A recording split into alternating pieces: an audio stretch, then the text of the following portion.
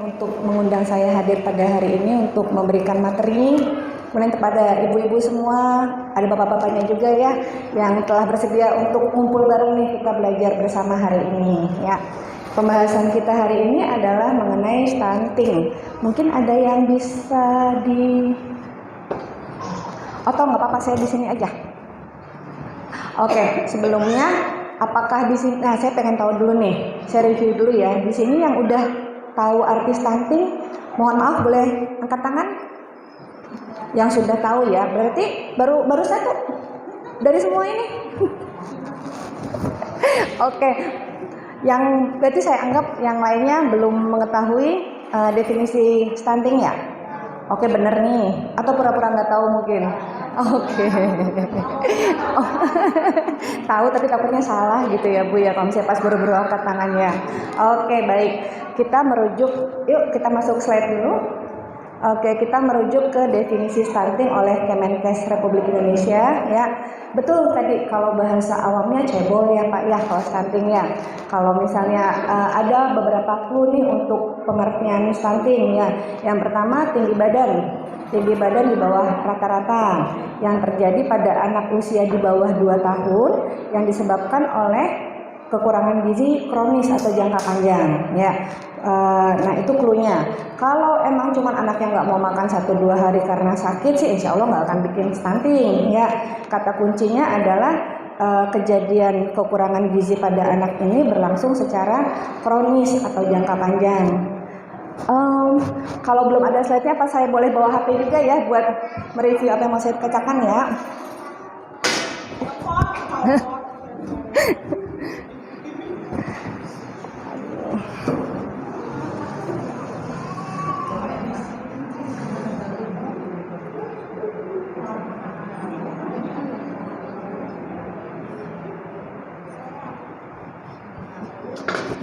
Oke, udah bisa belum? Belum ya? Nah gini deh, karena ada beberapa gambar yang harus saya tunjukkan untuk menjelaskan definisi stunting ini ya. Nah ibu-ibu di sini ada yang tahu buku Pink, buku KIA? Nah ada yang bawa nggak? Satu aja buku KIA di sini. Oh di rumah semua, oke baik. Nah kalau kita buka-buka di lembar buku KIA itu ya, itu kan bagian depan ada yang buat ibu-ibu nih, yang buat kontrol hamil ya.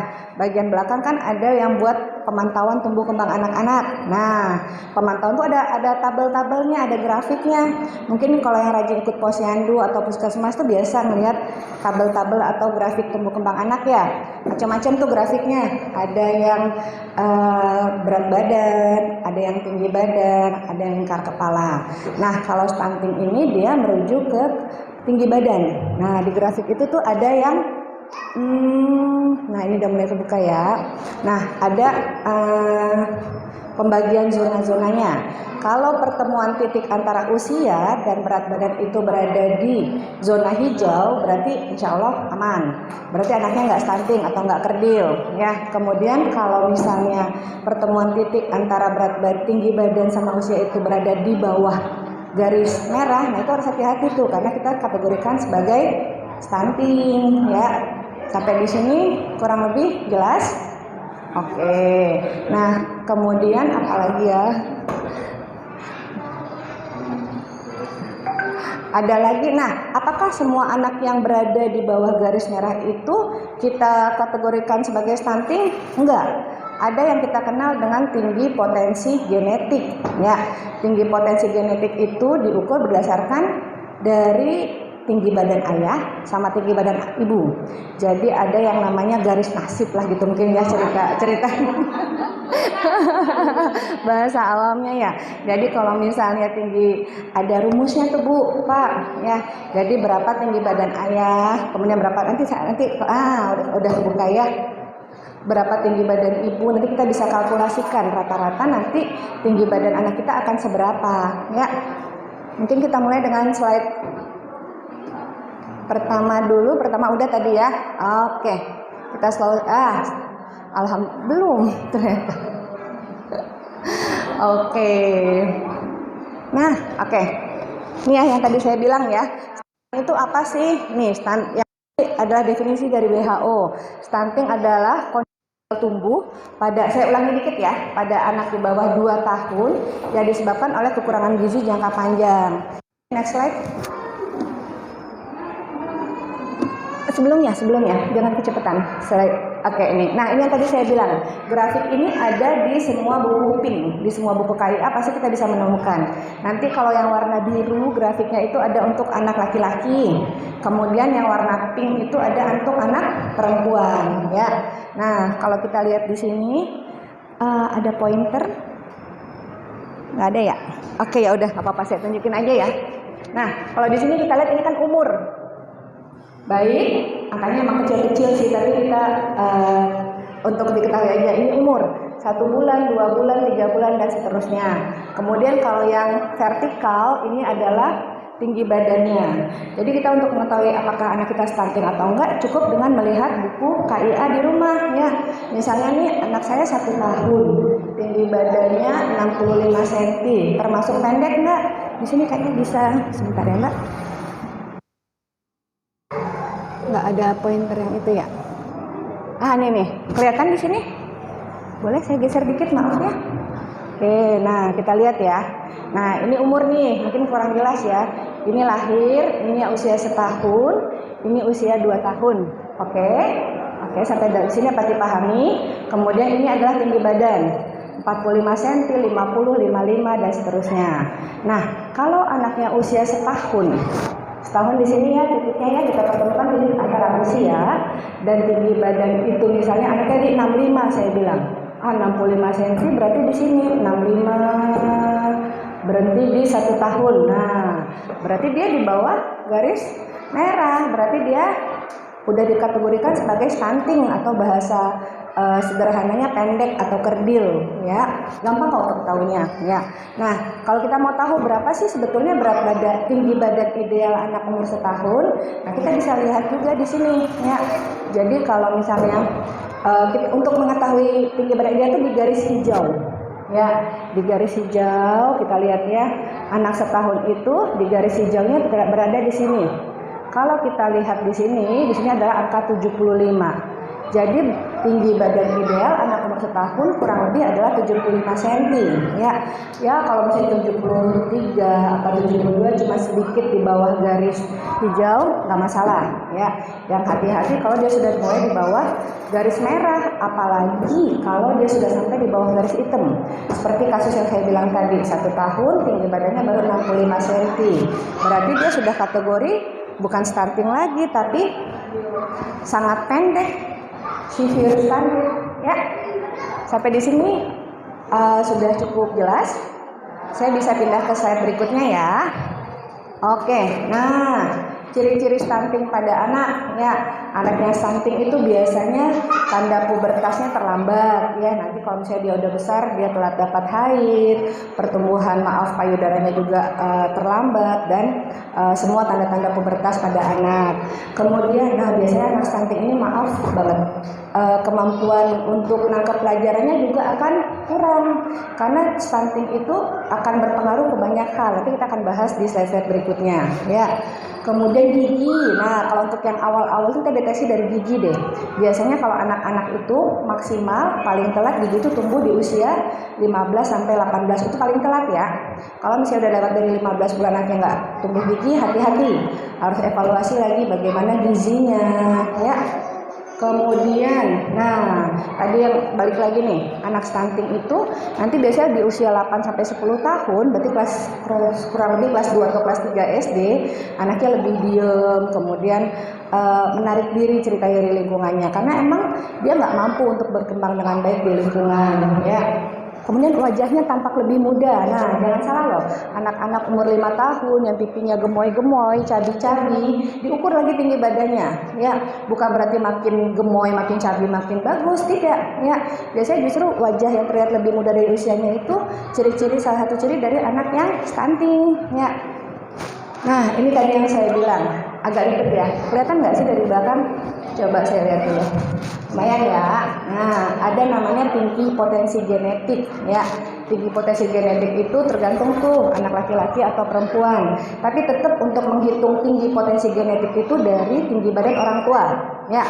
Nah, kalau saya ambil contoh di sini adalah anak laki-laki, misalnya tinggi badan ibunya 155, siapa di sini 155? Kemudian ayahnya 160 cm. Oke, nah ada rumusnya buat ngukur. Jadi tinggi badan ayah ditambah tinggi badan ibu dirata-ratain. Dapatlah satu angka nih. Kalau di sini angkanya adalah rata-rata dari tinggi badan ayah ibunya 164 cm ya. Nih 164 cm. Nah berarti tapi bukan berarti harga mati. Oh kalau ayahnya 160, ibunya 155, mentok nih anaknya segini, enggak. Dia ada plus minus 8,5 cm. Jadi dia bisa 8,5 di atas 164. Tapi itu kalau dia maksimal ya, gizinya, tumbuh kembangnya. Tapi kalau misalnya dia dapat apesnya lah ceritanya, nggak ditangani dengan baik, tinggi badannya bisa sampai 155 lagi, balik ke tinggi badan ibunya lagi ya. Oke, dapat dipahami ya. Jadi ada juga namanya faktor genetik. Tidak semua yang pendek itu karena kurang gizi ya. Oke, jadi ada juga karena faktor genetik orang tuanya ya. Oke, nah ini adalah gambar. Saya pengen buka wawasan aja nih. Seperti biasa kalau masalah-masalah kayak gini Indonesia juaranya ya. Kalau kita lihat kalau di benua Afrika sama di Indonesia yang warna pink-pink ini ya, angka stunting ini adalah negara-negara yang memiliki angka stunting tertinggi di dunia ya. Padahal kalau udah di negara maju itu angka stunting itu udah di bawah 5%. Atau malah mungkin udah nggak ada kalau di negara maju. Kita lihat di benua Eropa, kemudian Australia udah hijau warnanya. Kita masih kebakaran nih lapornya ceritanya. Makanya beberapa tahun ini terakhir ini pemerintah concern banget sama masalah stunting ya. Nah, moga-moga data ini benar ya. Karena kalau di data ini kita lihat bahwa dari tahun 2007 ke 2021 tuh udah turun banget tuh angka stunting di Indonesia. Coba kita bayangkan, 2007 itu 37%. Jadi kalau misalnya ada 10 anak, sekitar 3 atau 4 dari 10 anak itu akan stunting kalau 37%. Ya kan tinggi sekali ya angka stunting dengan angka 37%. Itu jauh di atas batas standarnya WHO ya. Nah, kalau data terakhir sih katanya, moga-moga benar ya, 2021 sekali lagi udah turun di 24,4 ya. Cukup jauh ya dari 37%. Dan target kita di tahun ini stunting itu hanya boleh sekitar 14% sesuai dengan standar WHO ya. Kalau untuk 2024 di tahun ini belum ada data berapa angka stunting di Indonesia ya. Cuman kalau untuk lihat trennya semakin membaik semoga ya. Nah, kenapa sih ribut banget masalah stunting? Di TV-TV juga masalah stunting, puskesmas, posyandu. Karena kita bicara stunting ini bukan hanya kita bicara masalah anaknya pendek, nggak bisa jadi pilot, nggak bisa jadi apalagi ya kalau pakai tinggi badan polisi. Bukan, masalah stunting itu bukan hanya masalah perawakan pendek saja. Banyak faktor-faktor yang akan dipengaruhi oleh kondisi stunting ini. Baik faktor jangka pendeknya maupun dari jangka panjang. Kita lihat jangka pendek dulu deh. Anak-anak yang stunting ini pertama akan terhambat perkembangan otaknya. Tidak bisa maksimal. Seperti kita tahu 2 tahun pertama itu adalah masa emas perkembangan otak. Kalau misalnya dia tidak maksimal, itu akan menghambat masa depannya di kemudian hari. Ya. Kemudian kalau anak-anaknya stunting itu metabolisme tubuhnya akan berubah. Jadi bukan cuma pendek, tapi perubahan metabolisme ujung-ujungnya adalah anaknya jadi gampang sakit. Nah, ayo siapa di sini? Anaknya, keponakannya, atau bahkan mungkin cucu, belum ada yang punya cucu ya, yang tiap bulan batuk pilek, baru juga sembuh sebentar batuk pilek lagi. Hati-hati, siapa tahu akar dari masalah ini ya karena gizinya, ya. Nah, ini stunting ini juga akan berdampak besar pada negara ya. Karena pertama anak-anak yang stunting ini memiliki kecerdasan di bawah rata-rata. Itu akan mempengaruhi dari kinerja mereka nanti pada saat mereka sudah dewasa nanti. Oke, sampai di sini paham ya? Karena nih, kalau misalnya anak-anaknya stunting ini ya nanti akan mengakibatkan produktivitasnya akan turun. anak-anak yang dengan kemampuan berpikir yang terbatas tadi akan mengakibatkan juga kesempatan kerja terbatas. Jadi harusnya dia bisa pinter, harusnya dia bisa mengisi di level-level atas untuk pekerjaan, makanya cuma jadi kerja biasa gitu, operator apa segala macam ya. Karena pengaruhnya sampai sebegitunya ya.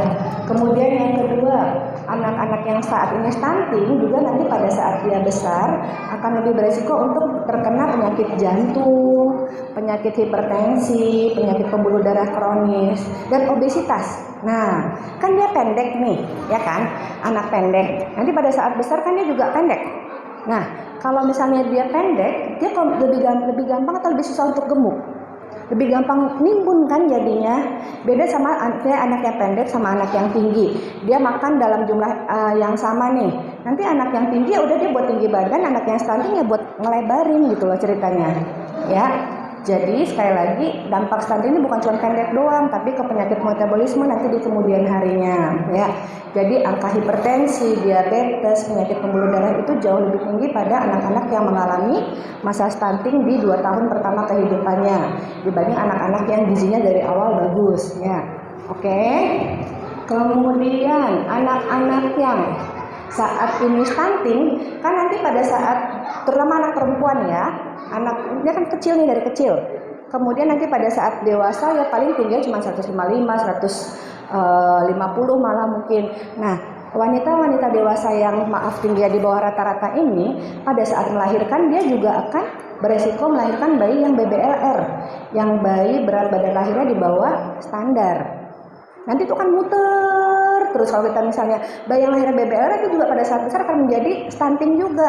Stunting akan muter di situ kalau kita nggak pinter memutuskan rantai stunting ini. Ya, jadi memang harus diputus dengan dari sekarang, dari generasi yang sekarang biar nggak muter-muter terus stunting kita di sini. Ya. Oke, kemudian tadi apa tuh? Menurunnya kualitas sumber daya manusia, akibatnya pendapatannya rendah, kemudian pencapaian ekonomisnya tidak tercapai, produktivitasnya juga rendah. Makanya dalam tanda kutip nanti ini akan menjadi beban buat negara kalau kita tidak pintar mengatasi masalah stunting pada saat di 2 tahun pertama usia pertumbuhannya. Oke, nah makanya kita harus stop stunting. Kalau untuk kita menstop suatu kondisi, kita kan tentu harus tahu ya penyebabnya apa. Nah, kita lihat ya. Nah, penyebab stunting ini apa sih? Ada yang namanya faktor langsung, ada namanya faktor tidak langsung. Faktor langsung ya tentu saja dengan asupan makan, kemudian kualitas dari makanan yang sehari-hari dimakan, kemudian anaknya mencegah anaknya dari penyakit-penyakit yang dapat dicegah dengan imunisasi gitu. Nah, dan tidak dapat kita pungkiri juga ada namanya faktor tidak langsung ya. Faktor tidak langsung terkait dari kesejahteraan suatu negara, kondisi politik, perekonomian, keamanan suatu negara itu sangat berpengaruh ke stunting pada anak ya. Karena makan ya kalau misalnya negaranya nggak aman, negara yang nggak sejahtera ya gimana kita bisa mengoptimalkan gizi buat anak kita ya. Makanya stunting ini adalah menjadi salah satu indikator tingkat kesejahteraan suatu negara. Nah, ini kuncinya dari pencegahan stunting cuman ini doang, nggak banyak ya. Optimalkan 1000 hari pertama kehidupan. 1000 hari pertama, 1 tahun berapa hari, Bu? Kurang lebih 360-an hari ya. Berarti kalau kita pakai stunting, kalau kita pakai 1000 hari pertama kurang lebih 3 tahun. Tapi kok dokter ngomongnya dari tadi anak sampai usia 2 tahun, kenapa coba? Salah dong, berarti dari saya ngomong 0 sampai 2 tahun, 0 sampai 2 tahun. Karena pencegahan stunting itu kita mulai dari bukan dari sejak si bayi lahir ke dunia oak-oak gitu bukan, tapi dari sejak di dalam kandungan. Oke, saya ulangi ya. Ini kita mulai gambar ini bukan pada saat bayinya lahir. Lahirnya kita udah, kalau kita nunggu dia lahir kita udah kehilangan 300 hari pertama kehidupannya. Jadi, ayo yang anaknya mau nikah mungkin atau yang mau lagi persiapan punya anak, lagi program hamil, dari sejak hamil kita mempersiapkan generasi cerdas, generasi sehat itu adalah dari sejak hamil, bukan dari pada saat dia lahir. Kalau udah nunggu dia lahir dulu kita baru mempersiapkannya, aduh telatnya lumayan nih. Telatnya udah 30% berarti kan ya 300 hari udah kita kehilangan ya. Daripada saat di dalam kandungan usia 3 bulan, 6 bulan dan sampai kurang lebih anak berusia 24 bulan. Itu adalah sekali lagi periode emas untuk perkembangan otak, perkembangan tinggi badan, perkembangan sistem kekebalan tubuh dari seorang anak. Oke? Oke. Nah, tadi yang 1000 hari pertama nih yang saya ngulang yang tadi saya bilang ya, 280 hari dalam kandungan, kemudian ASI eksklusif. Jadi bukan dari lahir, tapi dari sejak di dalam kandungan. Nah, kita ngomong dari masalah kandungan dulu. Walaupun ini sebetulnya bukan wilayah saya ya, tapi saya angkat aja sedikit ya. Jadi kalau ada yang punya saudara, tetangga atau siapapun ya yang sedang hamil, jangan lupa ya edukasi lagi mengenai gizi ya. Janganlah udah konsumsi makanan bergizi. Janganlah udah hamil makannya seblak, apalagi Indomie. Aduh jangan ya. Jadi kalau misalnya makanan bergizi itu adalah makanan tinggi protein. Protein itu dari mana Bapak Ibu? Ikan. Ikan, telur, ayam ya. Nggak harus yang mahal, nggak apa-apa kok. Tempe, tahu itu kan juga sumber protein ya. Tapi kalau anak-anaknya agak spesifik nih. Kalau anak-anak itu kita lebih fokusnya protein hewani. Ikan, telur, ayam ya. Tempe tahu itu kan protein nabati namanya dari tumbuhan. Bukan berarti nggak boleh makan tempe tahu, tapi fokusnya lebih ke yang hewani ya. Oke.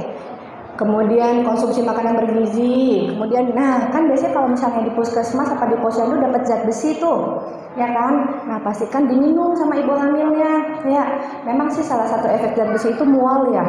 Nah itu yang biasanya bikin keengganan dari para ibu hamil itu untuk minum. Tapi kalau misalnya menemukan nih ibu hamil yang udah lama nggak diminum zat besinya, edukasi lagi.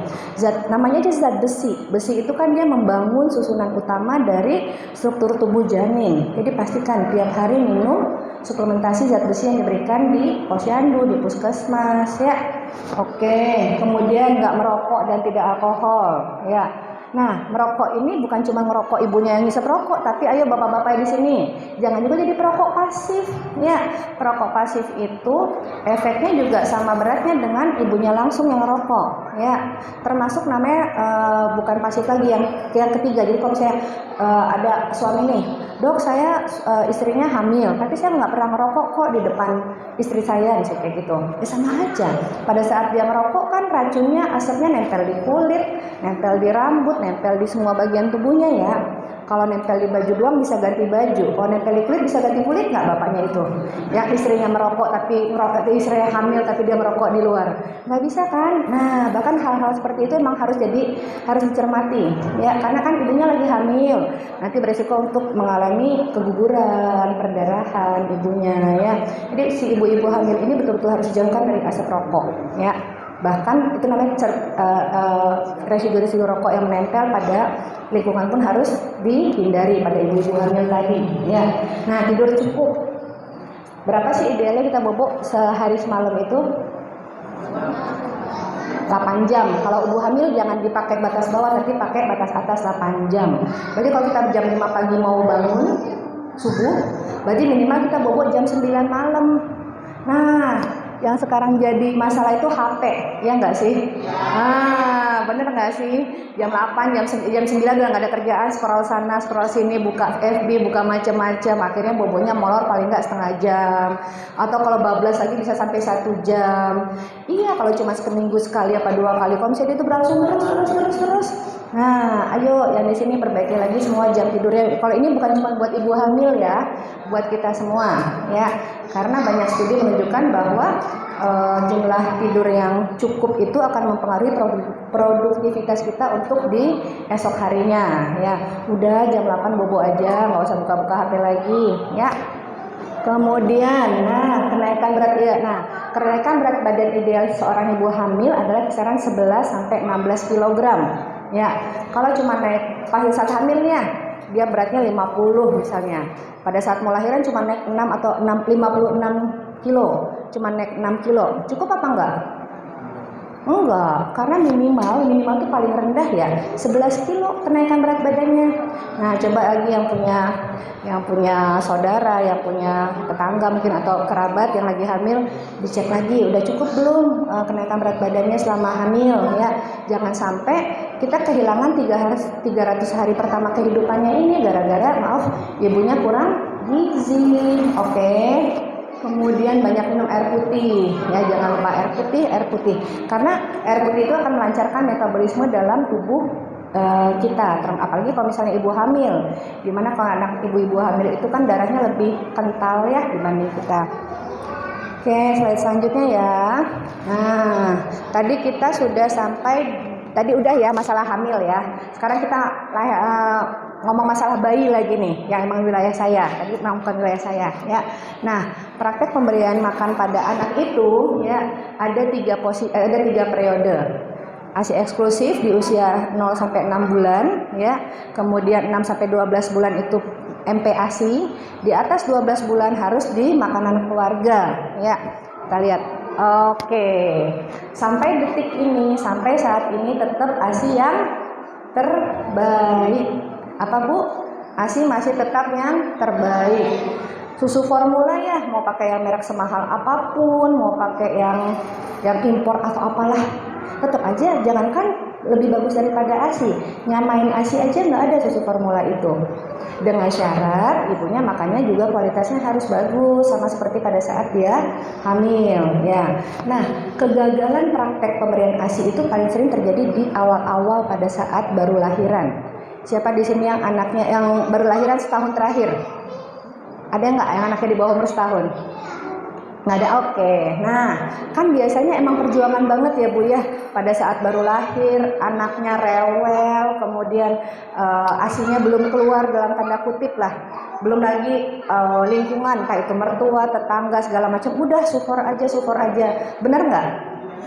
Apalagi zaman sekarang. Padahal Ibu, faktanya adalah pada saat bayi itu baru lahir, 24 sampai 48 jam pertama kehidupan dia nggak dapat apa-apa, nggak masalah. Jangan buru-buru dikasih susu formula. Saya ulangi ya, biar Ibu bisa ngasih tahu juga, atau misalnya nanti punya cucu nih, jangan sampai ibu di sini nanti jadi kompor buat nanti cucu-cucuan pas cucunya lahir, udah kasih formula aja, jangan ya. 24 sampai 48 jam pertama bayinya baru lahir, nggak dapat ASI pun nggak masalah.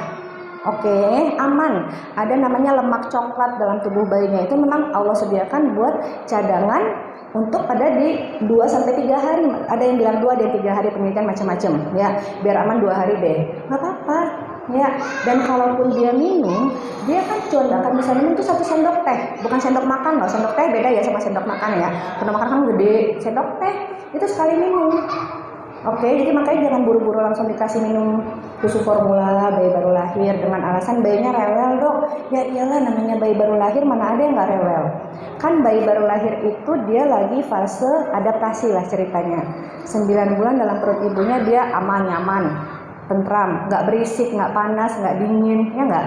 Begitu pas lahir kan dia dapat banyak rangsangan tuh, ya wajar kalau dia rewel. Terus banyak lagi tuh yang suka ngeles sama saya, tapi Dok dikasih susu formula bayinya diem. Ya iyalah, gimana mau nangis orang mulutnya diituin susu formula dikasih kempeng kayak gitu. Jangan, intinya adalah sabar, insya Allah keluar ya. Sabar pasti ASINya keluar kok ya. Karena kalau bayinya itu udah keburu kenal susu formula, nanti bayinya bingung puting. Nah, bingung puting itu apalagi ya? Bingung puting itu karena dia udah kebiasaannya dot pakai dot, dia nggak mau lagi netek ke ibunya, malah akhirnya nggak bisa netein nanti.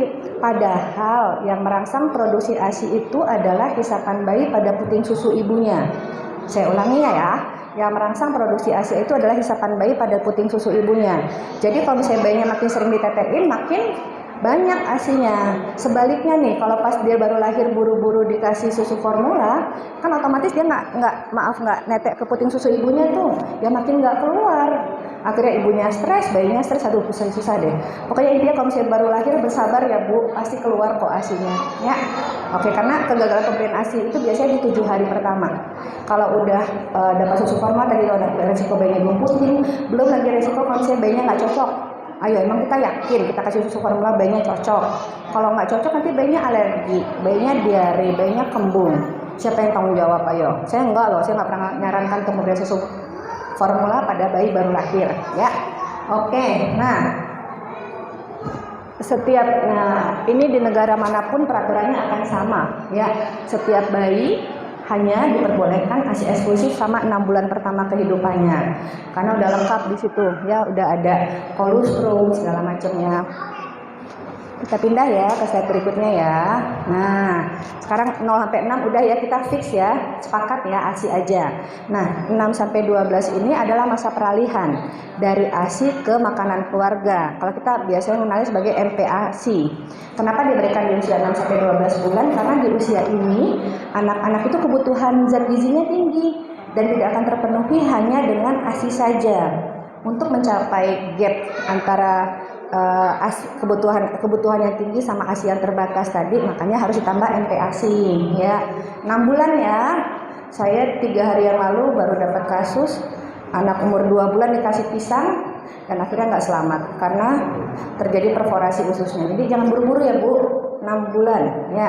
Jangan terpengaruh kata si ini, kata si itu, kata yang dulu nggak apa-apa kok dikasih, jangan. Tunggu 6 bulan. Memang sih ada beberapa bayi itu yang khususnya itu sudah matang di usia 4 atau 3 atau 4 bulan ada. Tapi kan kita nggak pernah tahu bayi kita udah matang atau belum. Pas kita lagi apesnya, buru-buru dikasih makanan tambahan di bawah usia 6 bulan, ada apa-apa sama bayinya, aduh nyeselnya nggak bisa dijelaskan dengan kata-kata itu ya. Oke, jadi tunggu 6 bulan, sabar sekali lagi. Walaupun nanti umur 5 bulan, Dok, lidahnya udah melet-melet tuh kalau misalnya ngelihat kita makan, atau dia udah masukin tangan ke dalam mulut. Nah, itu namanya fase oral. Jadi bukan berarti dia minta makanan, bukan, itu namanya fase oral. Fase oral itu Allah berikan memang untuk bayi mulai masukin apa-apa ke dalam mulutnya, tangan, mainan, segala macam ya. Jadi 6 sampai 12 bulan itu adalah masa MPASI. Nah, ini nih tepat waktu tadi ya, tepat waktu itu berarti nggak boleh diberikan sebelum 6 bulan. Kemudian adekuat. Nah, kalau ibu memberikan MPASI, ibu fokusnya ke protein, Bu. Yang dibutuhkan bayi itu untuk perkembangan otak sama ototnya adalah protein. Protein itu ikan, telur, balik lagi kayak tadi, sama-sama yang ibu hamil tadi, ikan, telur, ayam, daging. Jangan bikin susu formula. Nah, terutama orang-orang Sunda nih, makanya bikin MPASI. Iya, dia bikin MPASI, tapi dikasih wortel doang atau dikasih kentang doang. Jangan. Yang dibutuhin bayi itu bukan wortel, bukan kentang, tapi sekali lagi protein. Ikannya yang dibanyakin, telurnya yang dibanyakin ya. Itu terus sampai dia 2 tahun kita yang fokusnya ke protein hewani tadi ya. Oke, teksturnya juga naiknya bertahap ya, kalau itu udah tahu lah ya. Dan jangan lupa juga kebersihan pada saat menyiapkan MPASI-nya. Walaupun sekarang udah bukan zamannya COVID lagi lah ya, ceritanya cuci tangan tetap ya. Kalau kita untuk memastikan MPASI-nya bersih, cuci tangan, wadahnya harus bersih, airnya harus air matang. Nah, ini mumpung saya ingat nih, kalau bikin susu formula, bikin MPASI, boleh nggak pakai air galon? Nggak boleh ya, tetap harus pakai air yang direbus dulu. Kalau air galon buat kita sih aman, insya Allah nggak apa-apa. Tapi kalau buat bayi yang sistem saluran cernanya belum sempurna ya jangan. Tetap harus pakai air matang ya. Ini tulisannya kecil-kecil ya, ini kurang lebih sama kok sama yang saya bilang tadi. Kualitasnya harus bagus, harus diberikan pada saat anaknya lapar. Nah, biasanya pengacau selera makanan anak itu adalah apa coba Bu? Jajanan, ya enggak? Ya. Oreo, kok menyebut merek nggak boleh ya? Biskuit, wafer, ya. Apalagi kan sekarang produsen-produsen makanan kemasan itu pintar. Dia seolah-olah mengemas makanan itu sebagai makanan yang sehat. Ya, ada saya dapat pasien waktu itu anak 2 tahun, cemilannya biskuit bayi. Ibunya merasa itu sehat karena itu kan biskuit bayi. Padahal kan beda dong kebutuhan anak umur 2 tahun sama kebutuhan anak umur 6 bulan. Akibatnya karena dia ngemil biskuit bayi terus, anaknya nggak mau makan, berat badannya nggak mau naik. Oke? Jadi kurangi jajanan. Jarakin antara cemilan sama makanan itu minimal 3 jam. Jadi kalau ibu udah berencana nih mau nanti anak saya jadwal makan siang jam 12. Dari jam 9 ya. Jangan dikasih roti, jangan dikasih biskuit, apalagi permen, termasuk ASI. Ya, jadi ibu kalau misalnya udah di atas umur setahun, jangan sering-sering ditetein lagi. Kalau udah umur di atas setahun itu, kandungan protein sama lemak dalam ASI ibu tuh udah mulai turun. Itu adalah waktu dimana ibu harus lebih giat ngasih makanan padat, udah bukan ASI lagi sebagai makanan utama. Oke, jangan udahlah daripada nggak makan apa-apa, perutnya kosong, pagi, siang, sore, malam ASI terus, jangan, ya nggak akan naik. Mau ibu ngasih ASI 8 kali sehari pun, per 2 jam dikasih ASI pun nggak akan naik berat badannya, karena udah bukan itu lagi yang dibutuhkan oleh anaknya. Yang dibutuhkan oleh anak umur di atas setahun adalah makanan padat, ya. Jadi kalau makan nasi nih, lauknya dibanyakin, jangan kebalik, nasinya setinggi harapan orang tua, lauknya cuma segini, jangan. Ya, itu mah teori zaman dulu. Lauknya sekali lagi ya Bu ya, protein termasuk ya, terutama protein hewani. Oke? Ya, Dok, kan nggak mungkin misalnya kayak gitu anak saya nggak ngemil. Pasti kan ada waktu di mana antara 2 waktu makan itu dia akan merasa lapar. Oke, boleh, tapi cemilannya kalau bisa ibu bikin sendiri. Misalnya ibu bikin pisang goreng yang gampang-gampang aja Bu, pisang goreng, kentang goreng, puding, ubi, nggak apa-apa, daripada ibu kasih nabati, merek lagi saya sebutnya, ya. Tapi mending ibu bikin yang gampang-gampang aja gitu, itu malah lebih sehat. Atau Dok, saya sekali kan pengen jajan juga, boleh, tapi jajannya kayak yang apa ya, martabak gitu loh, yang emang kalorinya tinggi. Jangan jajan Yupi, jangan kayak yang permen kayak gitu, oke? Oke, paham sampai di sini? Yuk, kita next step yuk. Nah, ini adalah apa ya? Gambaran otak yang sebelah ini, ya, yang anaknya nutrisinya baik. Oke, anak yang sebelah sini yang nutrisinya nggak baik. Jadi udah diteliti tuh sama peneliti. Bedakan struktur otaknya, ya. Anak-anak yang nutrisinya baik itu sambungan atau hubungan antara sistem saraf satu lain itu lihat tuh bagus, mulus. Kalau anak-anak yang nggak bagus nutrisinya, dia akan pecah-pecah gitu jaringan sarafnya, seperti yang kita lihat di gambar ini. Ini gambar asli loh Bu, saya kutip, ya. Jadi emang ngaruh banget, ya. Jangan mengabaikan nutrisi. Jangan mengabaikan efek nutrisi terhadap perkembangan otak, ya. Nah, kita lihat di gambar sebelah kirinya nih, ya. Anak yang nutrisinya kurang baik, anaknya jadi susah konsentrasi, jadi gampang ngantuk, malas. Yang paling bawah apa coba?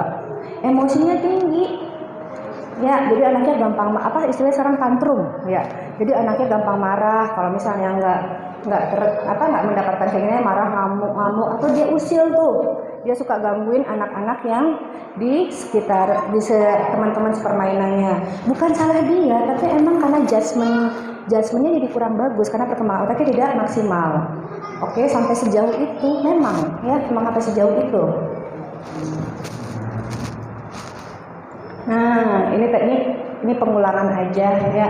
Ini saya hanya menunjukkan di slide ini nih, penurunan IQ yang diakibatkan oleh kekurangan gizi jangka panjang tuh sampai 3-4 poin. Itu cukup tinggi tuh kalau untuk penurunan IQ yang diakibatkan oleh kekurangan gizi jangka panjang tadi, ya. Oh sorry, bukan 3-4, 15-20. Yang 3-4 tadi itu cuma kepada anak-anak yang BBLR, ya. 15-20, salah lihat saya. Nih, stunting, kecerdasan IQ itu menurun 15-20 poin. Cukup tinggi ya kalau untuk penurunan IQ. Nah, jadi ini kita udah mau selesai kok, ya. Mudah-mudahan tidak bosan. Ini adalah 3 hal yang harus kita pantau dari perkembangan seorang anak. Yang pertama yang pasti berat badan, ya. Tadi yang saya bilang, kita kan punya nih, masing-masing saya rasa punya kok buku KIA di rumah, ya. Bisa kita pantau setiap bulannya, berat badannya, tinggi badan, jangan lupa lingkar kepala. Yang suka lupa itu adalah lingkar kepala. Kalau di posyandu pasti ditimbang ya, sama diukur berat badan, tapi lingkar kepala juga suka lupa tuh, diukur ya Bu. Kalau misalnya maaf kadernya lupa, ingetin, Bu, lingkar kepala anak saya belum diukur, biar kita bisa plot, ya, berapa. Karena ada juga standar-standar tertentu di mana batas minimal lingkar kepala seorang anak ada, tapi maksimalnya juga ada, ya. Oke. sudah selesai sepertinya slide-nya. Terima kasih atas perhatiannya. Habis itu kita diskusi aja ya. Oke. Assalamualaikum warahmatullahi wabarakatuh.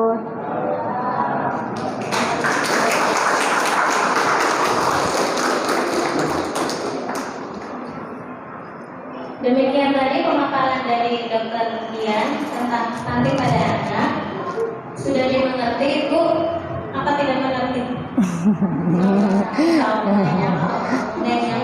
Jadi ibu-ibu di sini nanti bisa berbagi pengetahuannya kepada ataupun anak-anaknya yang belum bisa hadir ya. Jadi kesimpulannya bahwa stunting itu bukan dari saat bayi itu dilahirkan, bisa dicegah dari saat kehamilan. Seperti itu.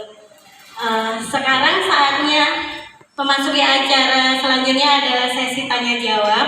Mungkin dari Bapak atau Ibu hadirin di sini ada yang ingin mengajukan pertanyaan. Berkenan angkat tangannya. Silakan Ibu. Di luar topik juga nggak apa-apa kok pertanyaannya ya. Assalamualaikum warahmatullahi wabarakatuh. Anak saya kan baru 5 tahun ya. Itu kalau habis makan telur pasti kayak tangannya itu gimana ya? Gatal gitu, pada merah gitu. Sering kayak gitu kalau habis makan telur pasti kayak gitu, pada merah gitu tangannya gatal. Ya gitu aja. Oh, Ibu Yani. Oke, langsung aja saya jawab ya. Jadi gini, sebelum kita menegakkan diagnosis atau kita ngejudge anak kita alergi telur, Hati ya, karena apa namanya, nggak semua bintil-bintil itu alergi. Siapa tahu kebetulan pada saat itu dia alergi telur ya. Ibu lihat lagi ya. Nanti kalau perlu ibu bikin catatan, misalnya ibu ngasih telur hari ini jam segini, untuk bintil-bintilnya kapan. Siapa tahu ada penyebab lain yang membuat bintil-bintilnya. Terus yang kedua, alergi makanan pada anak itu tidak akan menetap seumur hidup kok Bu ya. Jadi prinsipnya alergi makanan pada anak itu sifatnya sementara karena lagi perkembangan sistem imunitas tubuhnya. Belum tentu dia sekarang alergi, nanti seumur hidup dia nggak boleh makan telur, enggak. Bisa jadi nanti bulan depan udah berkurang, bulan depan berkurang. Jadi ibu jangan menyerah. Kalaupun emang sekarang ibu udah yakin banget nih, emang yakin banget dok saya tiap kali makan telur ya bintil-bintil. Ya udah kita skip dulu bulan ini, kita ganti protein jenis yang lain kayak ikan, kan masih banyak ya, daging, hati, ayam. Tapi nanti bulan depan ibu coba lagi. Ya, nanti kalau misalnya ibu coba lagi mungkin dalam porsi kecil dulu. Oh ternyata kalau dimakan 1/4 doang telurnya nih nggak apa-apa. Besoknya ibu coba lagi setengah, naik bertahap kayak gitu. Ya, jadi jangan takut untuk mencoba. Ya, insya Allah sih kalau alergi makanan itu tidak ada yang sampai berat, yang sampai bikin anaknya dirawat atau macam-macam sih enggak. Cuman emang kita kasihan aja ngeliat dia gatel-gatel kan ya. Nah lebih kasihan mana lihat anaknya nggak tumbuh atau gatel-gatel? Sama-sama ya. Oke, seperti itu ya Bu ya. Iya, sama-sama.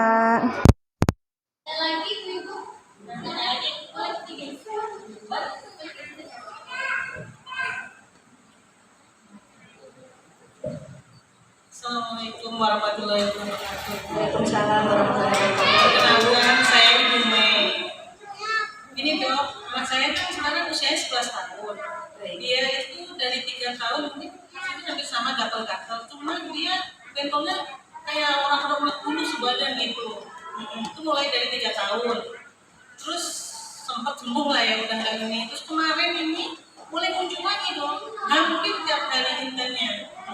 Saya udah ke dokter, cuma dikasih obat alergi. Terus bahkan saya katanya, ya udah kalau ibu cocok dengan obat lain, ibu beli sendiri aja di apotek, kamu malas ngantri. Terus gitu dong. Saya jadi bingung.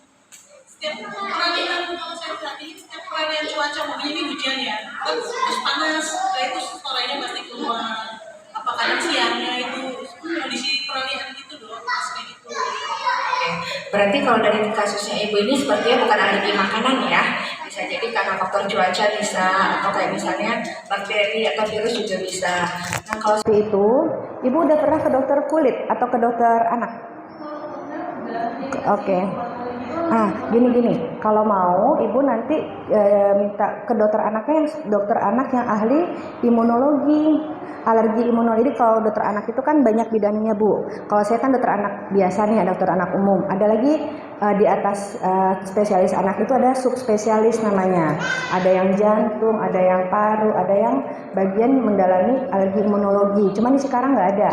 Dokter Bekasi nggak jauh kok bu, nggak sampai ke Jakarta kok, ke Bekasi bisa kok bu. Kalau nggak salah bisa pakai BPJS juga bu. Saya pernah waktu itu merujuk pasien ke RSUD ya atau Hermina ya. Coba aja nanti kalau saya memang ibu punya BPJS, minta rujukan aja ke dokter alergi imunologi anak. Nanti kalau untuk penanganan lebih lanjut ya bisa ke dokter yang ahli alergi imunologi gitu.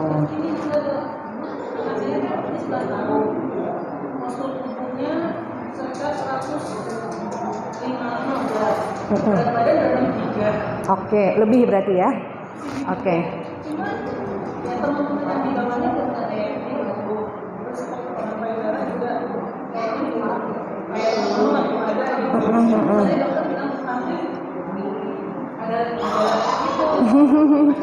Oke, jadi perkembangan pubertas itu dipengaruhi banyak hal, bukan hanya stunting, bisa juga genetik, bisa juga bu, ya. Nah kalau untuk itu memang harus sebaiknya periksa langsung sih bu, karena banyak hal yang harus kita nilai, ya udah sampai tahap mana pubertasnya, hormonnya. Jadi memang sebaiknya sih dibawa periksa langsung kalau untuk masalah pubertas di usia segitu. Udah dapat haid maaf. Umur 11. Masih normal kok, bisa sampai umur 14-15. Maaf, dulu ibunya dapat haid di usia berapa? 14. Nah, dia pengaruh juga dari ibunya. Kalau ibunya dulu 14 tahun baru dapat haid, anaknya nggak akan jauh-jauh dari 14 tahun. Bisa 12, 13, atau bahkan bisa 15. Pokoknya sekitaran 14. Gitu. Normal. Kan masih umur 11 tahun, nggak masalah kok.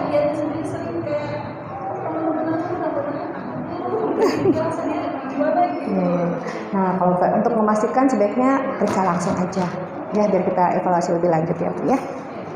Oke. Ada lagi yang dari bapak-bapak belum ini kayaknya bertanya nih. Kita bikin penanya wajib Mbak Anis.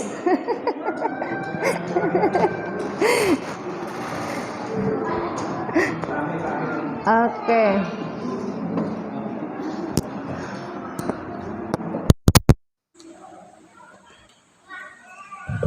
Assalamualaikum warahmatullahi wabarakatuh. Waalaikumsalam warahmatullahi wabarakatuh. Saya Aminuddin, mau tanya dok, apakah ada penanganan khusus untuk anak yang mengalami stunting? Gitu? Apakah ada penanganan khusus untuk anak yang mengalami stunting? Terus yang kedua, ukuran tadi terakhir kan slide yang terakhir ya, untuk ukuran batas standarnya untuk si anak yang ukuran kepala itu kira-kira berapa, maksimal berapa itu? Lingkaran di kepala itu. Itu aja dok, mungkin sudah ya. Kalau penanganan khusus ya balik lagi biasanya intervensi nutrisi sih. Seperti yang saya bilang tadi. Penyebab stunting kan karena kekurangan gizi jangka panjang. Nah, jadi penanganannya tetap kita harus kejar gizi. Nah, ada satu hal penting yang belum saya sampaikan dari tadi. Jangan lupa juga kita selain fokus ke masalah gizi, kita juga harus fokus ke jam tidur, ya. Nah, jadi ada namanya hormon pertumbuhan atau growth hormone. Growth hormone itu dia disekresi maksimal dari tubuh anak itu antara jam 11 malam sampai jam 2 malam. Saya ulangi ya, growth hormone itu akan dikeluarkan maksimal oleh tubuh seorang anak itu jam 11 malam sampai jam 2 malam. Dengan syarat pada saat jam 11 malam sampai jam 2 malam itu anak itu sudah mencapai deep sleep atau fase tidur dalam. Nah, deep sleep atau fase tidur dalam itu dia akan tercapai setelah 3 jam anaknya mulai terlelap. Jadi kurang lebih jam 11 kurang 3 jam, jam 8. Emang jam 8 anak itu harus, kita balik lagi ke zaman dulu. Ingat nggak dulu pada saat kita kecil jam setengah 8 memang udah disuruh tidur kan. Nah sekarang kan emang kecenderungannya anak tidur lebih malam ya. Mungkin memang karena PR-nya juga banyak. Beban akademis sekarang kan beda ya sama beban akademis pada saat kita kecil dulu. Tapi upayakan jangan lewat jam 9. Kalau misalnya dia jam 9, kalau misalnya dia jam 9 baru tidur, ya anggaplah dia deep sleep-nya jam 12. Dia cuma kehilangan waktu sejam. buat pengeluaran hormon pertumbuhannya gitu ya. Jadi perbaiki jam tidur ya, PR sekarang nih. Nah, kitanya juga harus pasang badan. Jangan kita suruh anak jam 8 bobok tapi kitanya masih sibuk. Nggak apa-apa, kita tidurin dulu anak-anak kita nih jam 8, jam setengah 8 lah. Jadi udah itu kita mau nyelesain kerjaan rumah, mau nyetrika, mau apa segala macam, tapi setelah anak kita tidur ya. Kita kembalikan lagi ke zaman dulu di mana memang jam bobok itu jam 8, bukan jam 10, bukan jam 9. Oke? Karena itu pengaruhnya besar. Banyak penelitian juga berhasil membuktikan bahwa anak-anak yang tidur awal ya, antara jam 8 sampai jam 7 sampai jam 8 itu akan lebih tinggi postur tubuhnya dibanding anak yang bobo di atas jam 9 atau jam 10 malam. Tadi ya. Kemudian pertanyaan kedua yang ini yang lingkar kepala ya.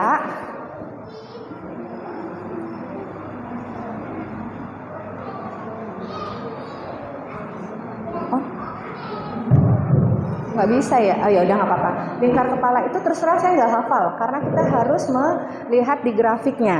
Sama kayak tadi nih. Nah, ini ya lingkar kepala ya. Nah, sama kayak grafik tinggi badan tadi ya. Kita harus ngeplot antara berapa usia lingkar kepala, berapa usia anaknya, berapa lingkar kepalanya, kemudian kita plot di sini. Dia harus berada di zona hijau. Jangan sampai di bawah garis merah, apalagi di bawah garis hitam. Ya, tapi nggak boleh juga terlalu besar. Kalau misalnya ini kita ukur lingkar kepalanya, ternyata pada saat kita hubungkan titik antara usia sama lingkar kepala di sini nih titiknya. Ya, nah hati-hati, takutnya ada kondisi-kondisi yang mengakibatkan lingkar kepala terlalu besar seperti hidrosefalus, ada penyakit-penyakit di dalam yang bikin kepala terlalu besar. Ya, oke. Ada lagi yang mau bertanya? Atau gimana? Saya mau tanya. Ya boleh. Ini pertanyaan titipan dari teman saya. Jadi teman saya itu punya anak usia 5 tahun. Dia itu tidurnya itu selalu malam. Selalu malam, jadi bangunnya agak siang seperti itu.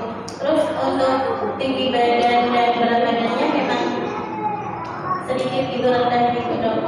Jadi kata ibunya itu sudah berusaha ngasih makanan yang sesuai, tapi anaknya itu kurang gitu. Jadi setiap hari itu makannya itu hanya nasi putih dan bawang goreng. Seperti itu. Jadi teman saya ini ingin menanyakan bagaimana kiat-kiatnya gitu agar anaknya mau makan. Tersebut itu mau makan itu standar gitu, ada protein, ada sayur seperti itu. Jadi memang makannya itu mau makan itu hanya dengan bawang goreng seperti itu dok. Mohon dijawab. Angel iki ya. Jadi gini, Pak, Bu, jangan berharap ada namanya vitamin ajaib ya. Nggak ada satupun vitamin di dunia ini. Oh, dikasih ini nih, anaknya bakalan lahap makanya, anaknya bakalan sehat, anaknya bakalan pinter. Kagak ada, sumpah. Ya, bener deh. Demi Allah nggak ada, Bu. Kalaupun ada vitamin yang harganya ratusan ribu, yang ada yang mahal-mahal ya sekarang ya. Saya baca tuh sempet ya, ada harga jutaan, kadang nggak ada ya. Semua hal itu baik gizi anak, kecerdasan maupun daya tahan tubuh itu tidak terbentuk dengan serta-merta langsung dengan minum 1 atau 2 macam vitamin, nggak ada ya. Oke, jadi kita harus realistis. Jangan, beberapa pasien saya ada yang ngumpulin uang susah-susah buat beli vitamin yang mahal-mahal, nggak ada hasilnya, memang nggak ada. Jadi kita harus punya ilmu di situ ya. Jangan tergiur, oh testimoninya bagus gini, enggak Bu, tetap itu dimulai harus dengan usaha kita. Oke. Nah, jadi gini, tadi betul tuh jam tidur itu ngaruh ya. Jadi satu-satunya cara biar anaknya bobo cepet adalah bangunin dia pada saat azan subuh. Sekarang gimana anaknya bobo cepet kalau misalnya bangunnya aja siang gitu. Kadang-kadang maaf nih ada orang tua yang udahlah biarin aja bobo, lagi repot di rumah, lagi sibuk nyuci, nyapu segala macam. Anaknya dibiarin bobo sampai jam 8. Jam 8 dia bangun nih, nanti jam 3 atau jam 4 sore dia bobo siang. Bangun bobo siang tuh jam 6 mau maghrib. Nah gimana anaknya mau bobo cepet jam 6 sore aja dia baru bangun. Satu-satunya cara sekali lagi subuh, udah Bu Ibu pasang badan, repot dikit nggak apa-apa, capek dikit nggak apa-apa. Subuh bangunin. Anak itu pasti akan bobo malam selama dia bangun siang. Oke? Jadi nggak ada nggak ada cara lain, subuh bangunin azan. Sekarang kita kebiasaan juga untuk sholat subuh ya anaknya ya. Mau gimana pun kita bujuk-bujuk anak bobo jam 8, kalau dia bangunnya masih siang, nggak akan mau dia bobo cepet. Oke, subuh dia bangunin. Kemudian, nah itu pembiasaan makan itu dimulai dari sejak dalam kandungan.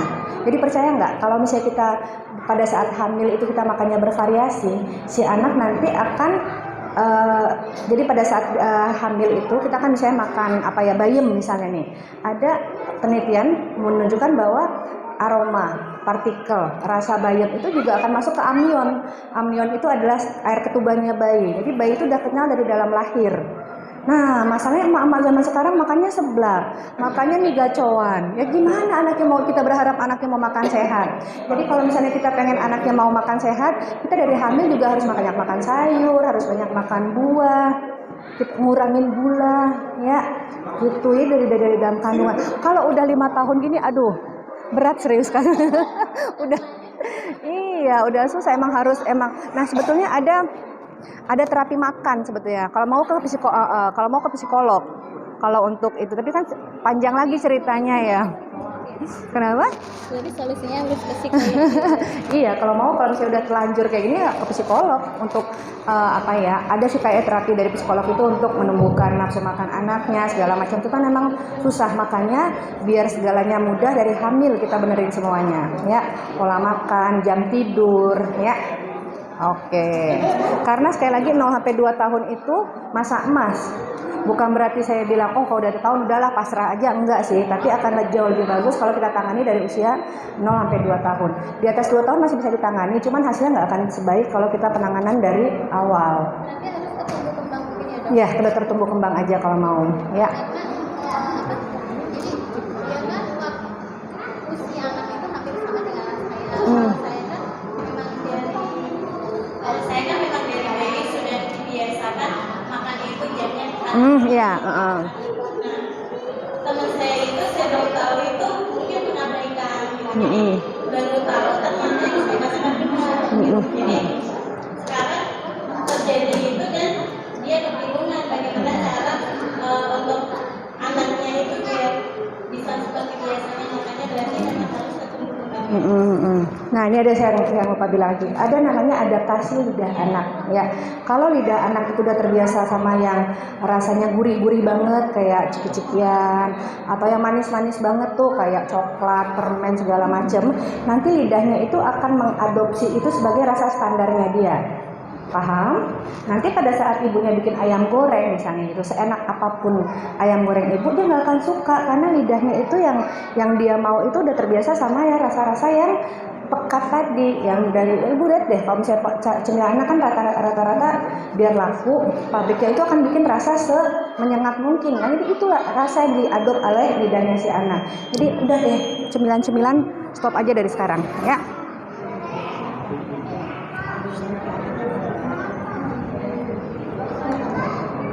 Ada lagi? Oh iya, tadi belum ya. Assalamualaikum warahmatullahi wabarakatuh. Waalaikumsalam warahmatullahi wabarakatuh. Izin bertanya dok, tadi saya sakit langsung thank you, jadi baru duduk langsung thank you gitu kan. Untuk mewujudkan generasi emas bebas stunting itu belum menangkap apa yang disampaikan. Mungkin pertanyaan ini sudah dijawab tadi, juga saya nggak tahu, tapi ini saya ingin menanyakan supaya saya juga bisa mengerti apa yang disebut bebas stunting dan penanganannya.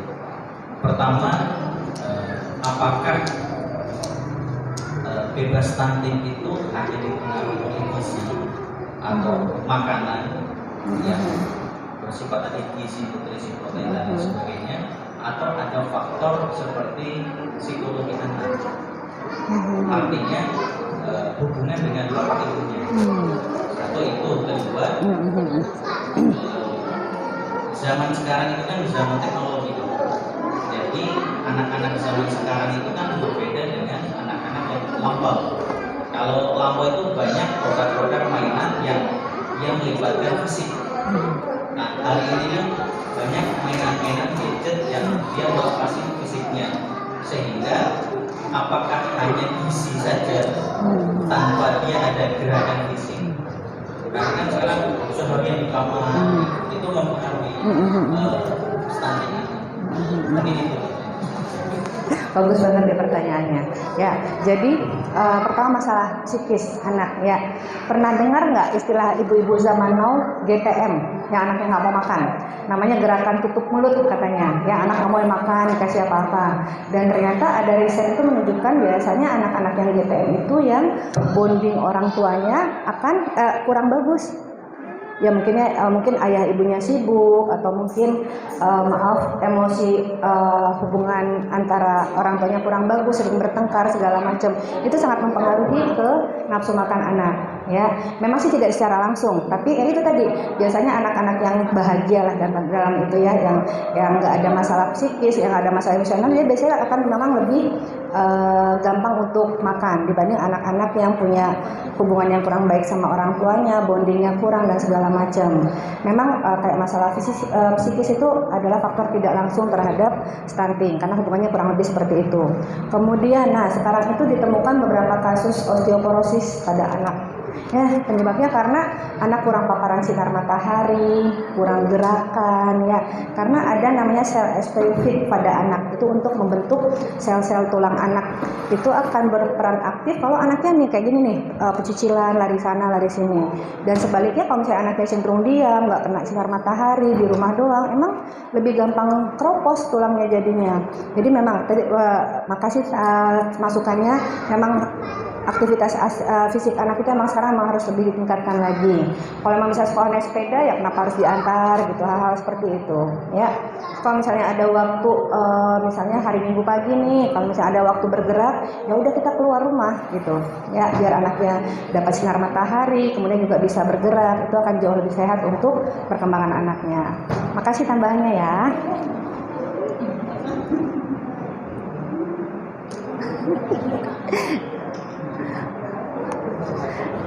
Pertanyaan berikutnya ada?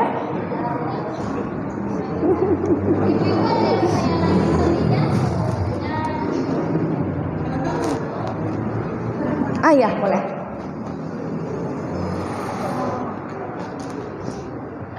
Assalamualaikum warahmatullahi wabarakatuh. Waalaikumsalam. Perkenalkan nama saya Yubian. Ini dok, saya mau bertanya. Anak saya umur 5 tahun. Dia itu susah bentuknya termasuk stunting bulan. Susah untuk gemuk. Oke. Nah, kita balik lagi ke definisi. Ya, stunting itu bukan masalah gemuk kurus, tapi stunting itu adalah masalah tinggi badan ya. Nah, nih ya. Jadi kalau gemuk kurus itu lain lagi masalahnya. Kalau stunting itu adalah masalah tinggi badan ya. Jadi gini, yang harus Bapak Ibu ingat adalah ya, ukuran lambung, ukuran perut seorang anak itu kurang lebih segede kepalan tangannya nih. Ini misalnya si cantik satu ini nih. Nah, tangannya kan cuma segini nih. Nih, emang makanya nggak akan bisa banyak gitu. Ya sayang ya. jadi nah kita harus tahu itu. Jadi jangan berharap sekali makan kita harus ngasih banyak, enggak. Prinsip pemberian makan pada anak itu adalah sedikit-sedikit tapi sering. Nah, terus kalau kita udah tahu nih, udahlah lambungnya cuma kecil, jangan pula kita ngasihnya yang tidak bergizi gitu loh. Misalnya kita mau ningkatin kualitas protein nih, kita ngasih telur ayam kampung gitu, atau telur bebek, atau malah telur puyuh, atau misalnya ibu goreng-goreng nih, goreng telur lah misalnya, pakainya mentega biar kadar lemaknya lebih tinggi. Karena kita tahu bahwa kapasitasnya kecil dan harus dioptimalkan dengan kapasitas yang kecil tadi, masuk dia betul-betul yang gizi yang baik. Ya, jangan udah lambungnya cuma segini, masuknya kerupuk, kasihan kan anaknya ya. Oke. Bawang goreng lagi ya Mbak. Oke, jadi gitu ya Bu ya. Kalau stunting itu definisinya untuk tinggi badan. Kalau yang untuk berat badan beda lagi istilahnya, mungkin gizi kurang mungkin, bukan stunting ya. Jadi itu prinsip ngasihnya dikit-dikit tapi sering, dan emang kita betul-betul pilih kualitas makan yang bagus yang masuk ke dalam anaknya. Paling enak itu nih kalau misalnya anak-anak umur segini ya, ngasih makan itu pas dia bangun tidur. Bangun tidur adalah saat dimana anak itu sedang lapar-laparnya. Karena kan pada saat bobo terjadi perombakan metabolisme, perombakan sel-sel tubuh. Metabolisme tubuhnya anak-anak tuh tinggi pada saat dia bobo, beda sama kita. Kalau kita kan udah nggak tumbuh lagi, ya kan? Nah kalau anak itu saat dia bangun dia lagi lapar-laparnya. Kesalahan paling sering terjadi adalah, ayo bangun tidur ditetein. Nah biar bobo lagi, jangan ya. Jangan bangun tidur itu dikasih makan, jangan ditetein. Kalau kita bangun tidur ditetein nih, kita akan kehilangan waktu berharga di mana anak itu sedang lapar-laparnya. Jadi bangun tidur malam, terutama malam tuh kan bobonya panjang. Kalau malam sama bangun bobo siang, jangan ditetein deh, makan ya. Kalau mau netek nanti pas mau tidur. Nah pas itu tidur kan nggak mengganggu jam makan tuh. Itu baru ditetein, jangan bangun bobo ditetein ya. Oke.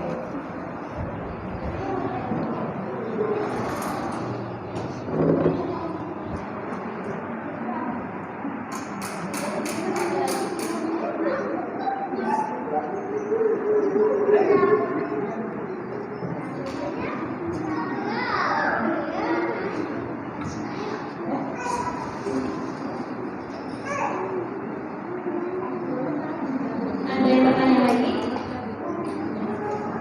Terima kasih ya Dokter Dian sudah panjang lebar menjelaskan pertanyaan-pertanyaan daripada hadir di sini. Sama-sama. Acara selanjutnya adalah pesan dan kesan untuk acara seminar pada hari ini. Saya mohon salah satu perwakilan dari hadirin di sini boleh ke panggung untuk memberikan pesan dan kesannya. Kalau nggak ada yang tunjuk tangan, saya tunjuk ya. Yang ngantuk, saya tunjuk. Berkenan Bapak Ali Sobirin untuk memberikan pesan dan kesannya. Baru datang. Ibu-ibu saja. Itu yang lagi main HP.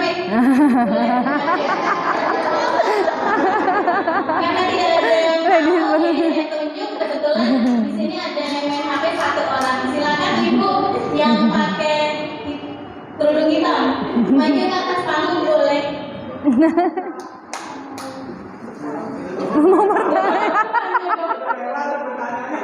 Saya sudah kesan dan pertanyaan boleh.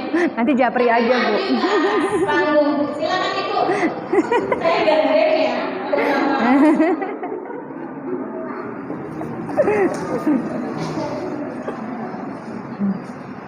Saya tuntut ke atas panggung.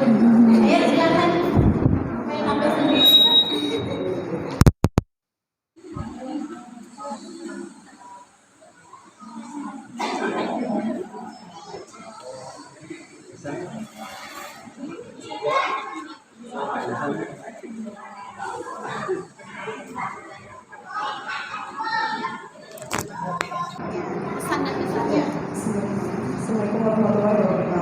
Waalaikumsalam warahmatullahi wabarakatuh. Saya Zaina. Pertanyaan dulu. Tetap ya. Saya mau menanyakan untuk itu. Kalau balita minum teh dan kopi apakah bisa membuat stunting? Oke, siap. Bagus. Saya lupa memang tadi bilangnya. Jadi teh sama kopi itu kan satu turunan, sama-sama ada kafeinnya. Pertama, kafein itu akan bikin nafsu makan anak akan tambah turun. Dan yang jahatnya lagi, kafein itu akan menghalangi penyerapan zat besi dalam tubuh anaknya. Padahal kita tahu bersama bahwa zat besi itu adalah salah satu komponen utama untuk membentuk otak, untuk membentuk sistem imun. Jadi memang nggak boleh ya Bu ya, anak-anak di bawah umur 12 tahun untuk minum kopi atau minum teh. Gitu. Nah, berarti harus di stop. Walaupun merek apapun, tetap nggak boleh. Nggak boleh, ya. Untung diingatkan untuk nyampaikan. Makasih Bu. Ya, untuk kesan dan kesannya untuk hari ini kan langsung ke spesialisnya. Jadi lebih apa ya mengena. Kalau kita apa ya lihat di HP kan kurang ya. Kalau ini kan langsung jadi lebih afdol. Makasih Ibu. Terang langsung.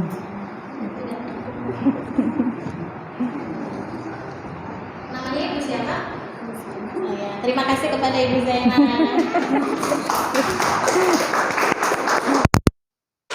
Acara selanjutnya adalah penyerahan kenang-kenangan dari Yayasan Gema Insan Amanah untuk Dr. Dian dimohon kepada Ketua Umum Yayasan Gema Insan Amanah Bapak Supar untuk maju ke atas panggung dan Dr. Dian berkenan.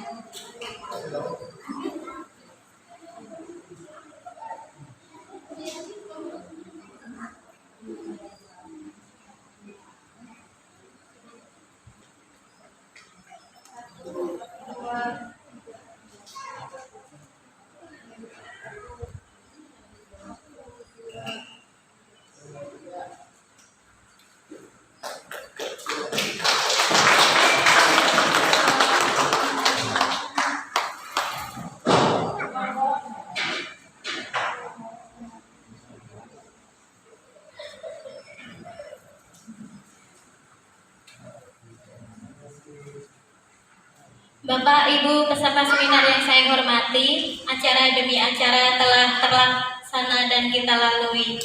Semoga apa yang kita pelajari hari ini bernilaikan ibadah dan menambahkan wawasan kita. Akhir kata, saya selaku MC mewakili Yayasan Gema Insan Amanah mengucapkan permohonan maaf khususnya kepada Dr. Dian dan para tamu hadirin semua apabila ada kekurangan atau sesuatu kesalahan sedikit atau banyak. Mudah-mudahan dimaafkan. Marilah kita tutup acara hari ini dengan membaca hamdalah. Wassalamualaikum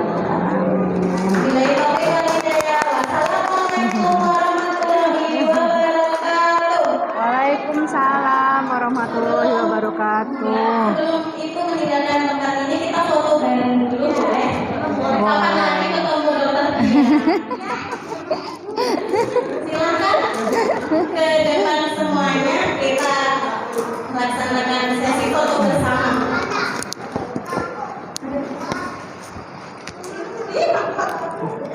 Yuk. Ibu rumahnya di mana? Saya di belakang. Oh, dekat sini. Jadinya alerginya itu yang jadi pikiran saya. Ke imunologi aja, Bu, biar tuntas. Jadi ada namanya alergi imunologi anak. Nanti minta rujukan aja ke situ. Bisa kok. Di Bekasi. Di Bekasi ada. Nggak harus ke Jakarta kok. Bekasi ada.